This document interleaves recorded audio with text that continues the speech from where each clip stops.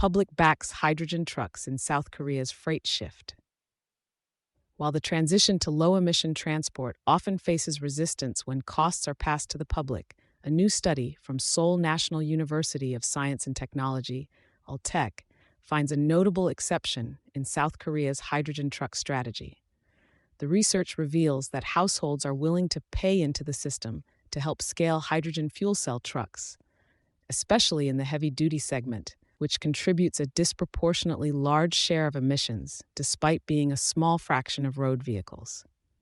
Based on interviews with 1,000 households nationwide, researchers applied a contingent valuation method to estimate how much the public would be willing to contribute annually via income tax toward the rollout of hydrogen-powered freight trucks.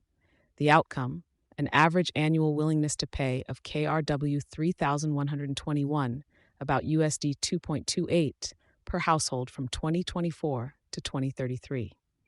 When scaled nationally and discounted over time, this adds up to KR 572 billion, USD 418 million in present value. This social valuation exceeds South Korea's current carbon market pricing by a wide margin, more than sevenfold per ton of CO2 reduced, suggesting that public support could outpace existing carbon pricing signals. For policymakers, the implication is clear. Freight decarbonization may be more publicly viable and potentially more socially profitable than market instruments alone would suggest. Cost barriers and policy gaps remain. Despite a positive outlook from the public, the study notes key implementation challenges.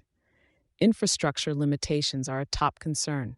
Most existing hydrogen refueling stations are situated at bus depots, making access difficult for logistics operators. Without strategic development of refueling points along freight corridors, scaling hydrogen truck adoption will be constrained. There's also a policy alignment issue.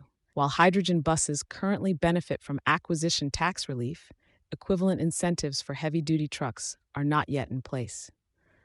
Researchers argue that bridging this disparity is essential for encouraging fleet transitions among private logistics firms. Regional disparities in support also emerged. Households in the Seoul metropolitan area reported higher willingness to pay compared to those in other regions, suggesting that awareness and outreach efforts will need to be tailored across geographic lines to ensure consistent national backing. The report concludes that while upfront costs and operational hurdles remain, the presence of clear, measurable public support provides a strong foundation. With targeted infrastructure investment and more harmonized incentives, hydrogen trucks could play a significant role in South Korea's freight decarbonization roadmap.